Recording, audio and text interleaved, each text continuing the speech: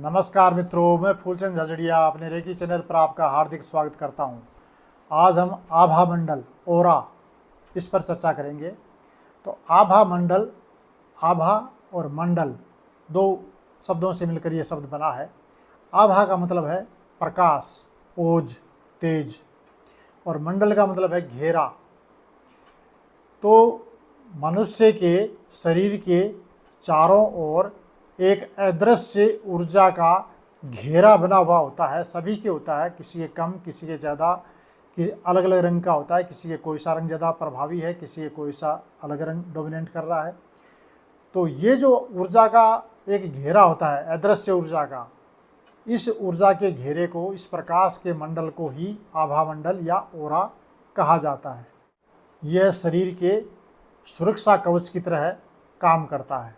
यह विचारों, भावनाओं और शारीरिक व मानसिक स्वास्थ्य, इनकी वाइब्रेशन, इनसे मिलकर के बनता है। प्रत्येक कोशिका में ऊर्जा है। इस प्रकार सभी कोशिकाओं की ऊर्जा, पूरे मनुष्य के शरीर की ऊर्जा, ये आभामंडल का रूप लेती है, जो अदृश्य है। इसको देखा नहीं जा सकता नंगी आँखों से, लेकिन आजकल कुछ कैमरे सुना है कि इस प्रकार के आए हैं जिनसे इनकी फ़ोटो ली जा सकती है। फ़ोटो लेते हैं व्यक्ति की, तो उसके चारों तरफ उस ओरा की भी फ़ोटो आती है, आभामंडल की भी फ़ोटो आती है। उसमें अलग अलग कलर दिखाई देते हैं, नीला, पीला, हरा, काला, जैसा भी स्थिति होती है उस प्रकार के कलर दिखाई देते हैं। ये कलर व्यक्ति के स्वास्थ्य और उसके मूड के हिसाब से बदलते रहते हैं। अच्छा स्वास्थ्य, अच्छा मूड है तो अच्छे रंग दिखाई देंगे, ओरा का विस्तार भी दिखाई देगा।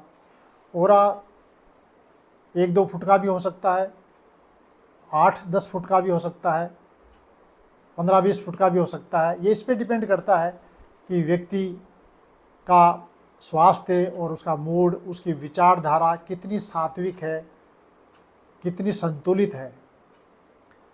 तो पहले ऋषि मुनियों का बताते हैं कि ओरा 1-1, 2-2 किलोमीटर तक का भी होता था, और आजकल तो 1-1, 2-2 फुट का भी हो तो भी बहुत अच्छी बात है।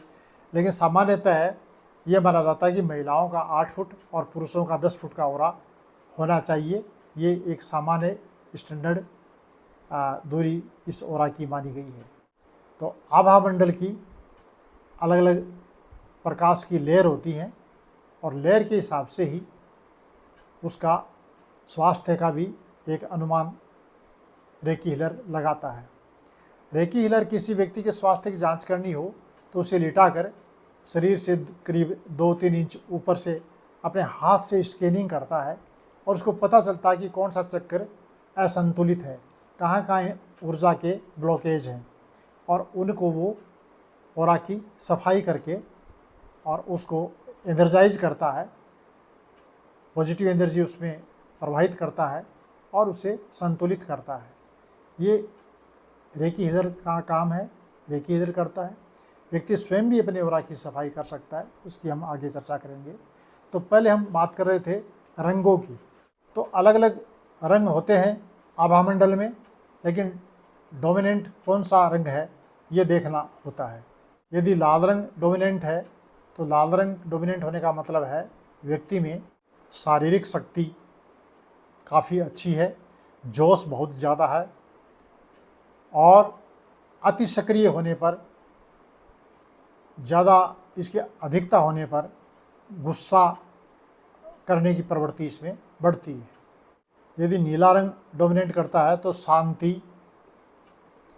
कम्युनिकेशन, इंट्यूशन, ये सारी बातें अच्छी होंगी।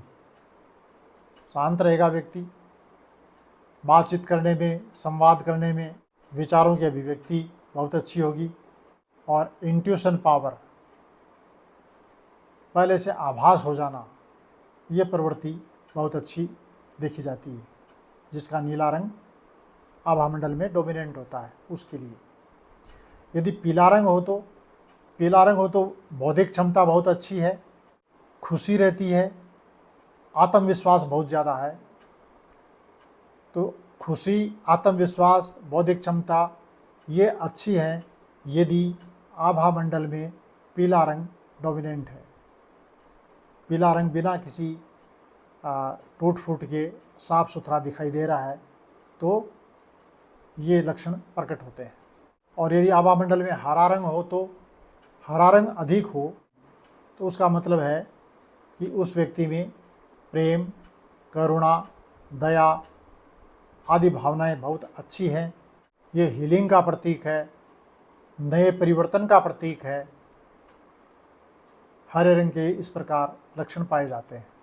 और सफ़ेद रंग, चमकदार वाइट कलर हो तो वो प्योरिटी, शुद्धता का प्रतीक है और आध्यात्मिक जुड़ाव, आध्यात्मिक लगाव को प्रकट करता है। ये सभी रंग जो अभी बताए गए, ये सब रंग अच्छी प्रकृति के हैं। इनसे व्यक्ति में अलग अलग अच्छी विशेषताएं देखने को मिलती हैं, जैसा हमने अभी चर्चा की। लेकिन यदि आभा मंडल में काला रंग हो या धुएं जैसा धुंधला रंग हो तो वो अच्छा नहीं माना जाता है। उसके क्या लक्षण होंगे? ऐसा होने पर व्यक्ति में थकान होगी, तनाव होगा और नकारात्मक ऊर्जा बहुत ज़्यादा होगी। जिस व्यक्ति का आभा मंडल काले या धुंधले धुएं जैसे रंग से चारों ओर से घिरा हुआ है, वह नकारात्मकता का पुंज माना जाएगा। हर बात में वो नकारात्मक बात निकालने की कोशिश करेगा, नकारात्मक सोच बनाने की कोशिश करेगा, कमियां निकालने की कोशिश करेगा, बुराइयां ढूंढेगा।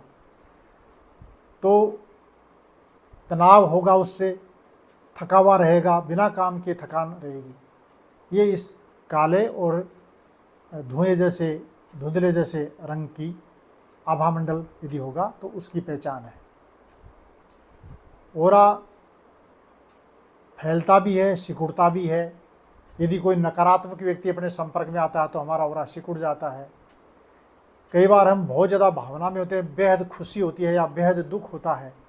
ऐसी स्थिति में हमारा ओरा बिल्कुल खुला रहता है और उसमें नकारात्मक ऊर्जा के प्रवेश की संभावनाएं ज़्यादा होती हैं। ओरा में टूट फूट हो जाती है, ओरा में छेद हो जाते हैं और निगेटिव एनर्जी अंदर प्रवेश कर जाती है और हम परेशान हो जाते हैं। इसलिए ओरा को समय समय पर क्लीन करना चाहिए, एनर्जाइज करना चाहिए, ऐसा रेकी के फील्ड में माना जाता है। यदि ओरा को क्लीन करके और एनर्जाइज करते हैं, उसको मजबूत बनाते हैं, तो शरीर में आने वाली बीमारियां भी जल्दी ठीक होती हैं और हम नकारात्मकता से भी काफ़ी हद तक बचे रहते हैं। तो ओरा को मजबूत कैसे करें, कैसे ओरा की सफाई करके उसको एनर्जाइज करें? तो पहला तो ये है कि किसी रेकी हीलर के पास जाएं और रेकी हीलर से सेवाएं लें। वो हमारे ओरा की सफाई करेगा, क्लीन करेगा और फिर उसको एनर्जाइज करेगा। तो ये तो हो गया किसी की रेकी हीलर की सेवा लेकर के वहाँ से करना। इसके अलावा यदि हम खुद करने की कोशिश करें तो मेडिटेशन इसका सबसे अच्छा माध्यम है। ध्यान लगाएं, हल्के हल्के ओम का उच्चारण करें।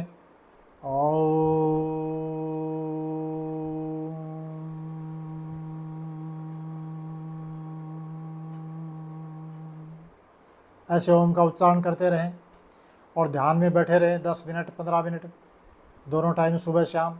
दो टाइम नहीं समय मिलता तो कम से कम एक बार अवश्य ध्यान करें। इससे हमारा ओरा मजबूत होता है, ओरा फैलता है, रक्षा कवच के रूप में काम करता है, तो ओरा बढ़ता है, इसका फैलाव होता है। तो ये ध्यान लगाना भी बहुत अच्छा माध्यम है ओरा को मजबूत करने के लिए। इसके अलावा अच्छे विचार मस्तिष्क में रखें, पॉजिटिव सोचें। आज के ज़माने में देखने को मिलता है कि लोग ईर्ष्या, द्वेष, जलन, क्रोध, लोभ इतने ज़्यादा आमंत्रित करके रखते हैं कष्टों को खुद ही। भाई क्यों कर रहे हो? अपना काम करो, काम नहीं है तो आराम करो। लेकिन ये दूसरों की खुशी को देख के जलना, ईर्ष्या करना, पता नहीं कितने कितने नरक भोगने का काम करते हैं। तो इन कष्टों से बचना है तो क्या करें? अच्छे अच्छे विचार रखें, अच्छी अच्छी बातें सुनें, सकारात्मक विचार रखें, सकारात्मक ही सोचें। कोई गलत कर रहा है, अच्छा कर रहा है, बुरा कर रहा है, हर आदमी अपने अपने कर्म का फल भोगेगा। आप काहे को चिंतित हो रहे हो? इसके लिए भगवान ने व्यवस्था कर रखी है। आप अपने कर्मों पे ध्यान दें। तो ऐसा अच्छे विचार रखेंगे और सकारात्मक सोच रखेंगे तो हमारा ऑरा मजबूत होगा और उससे लाभ हमें होगा। इसके अलावा रेकी में विजुअलाइजेशन का बहुत महत्व है। इंटेंशन और कल्पना, इन चीज़ों का बहुत महत्व है। आप ये कल्पना करें कि कॉस्मिक एनर्जी सफ़ेद प्रकाश के रूप में आपके शरीर पर आ रही है। आपके शरीर से ऑरा में जितनी भी निगेटिविटी है, गंदगी है, उसको साफ़ कर रही है। ऑरा क्लीन हो रहा है, ऑरा एनर्जाइज हो रहा है। ऐसा सोच रखें, ऐसा सोचें। सोचने से क्या होता है? सोचने से सब कुछ होता है। सोचने से बहुत कुछ होता है। इतना होता है कि अंदाज़ा नहीं लगाया जा सकता। सहज ही कोई आदमी, आम आदमी अंदाज़ा नहीं लगा सकता। सोचने में कितनी अधिक शक्ति होती है, ये बहुत महत्वपूर्ण है। तो विजुलाइज करें कि आपके आंख बंद करके ध्यान करके कि आपके ऑरा की सफाई हो रही है, एनर्जाइज हो रहा है, उससे भी आपको लाभ होगा। इसके अलावा सॉल्ट वाटर, नमक के पानी से स्नान करें। रोज़ नहीं तो सप्ताह में 2 बार या 1 बार ज़रूर करें। बाल्टी के अंदर 2 चम्मच कोई भी सादा नमक की, सेंधा नमक हो चाहे सादा नमक हो, कोई नमक की डाल दें जो भी उपलब्ध घर में है। उस नमक की 2 चम्मच डाल करके और बाल्टी को पानी में घोल दें उसको, और नमक के पानी से स्नान कर लें। उसके बाद साफ़ पानी से ऊपर डाल करके साफ़ कर लें शरीर को। बस स्नान हो गया, सॉल्ट वाटर बाथ हो गया। इससे भी निगेटिविटी वाश होती है, साफ़ होती है। और सॉल्ट वाटर से स्नान करते समय ऐसा मन में आशय रखें, ऐसी इंटेंशन रखें कि आपके शरीर से नकारात्मकता धुल करके बाहर जा रही है, बह रही है नाड़ी में। ऐसा सोच रखें, इससे बहुत फ़ायदा होगा और ऑरा मजबूत होगा। ऑरा में कोई नकारात्मकता है तो वो निकल जाएगी, निगेटिव एनर्जी निकल जाएगी, शुद्ध होगा ऑरा, ऑरा का विस्तार होगा, बीमारियां कम आएंगी तो उससे तकलीफ़ कम होगी, जल्दी ठीक होंगी। तो आभामंडल का, ऑरा का मनुष्य के जीवन में बहुत महत्व है।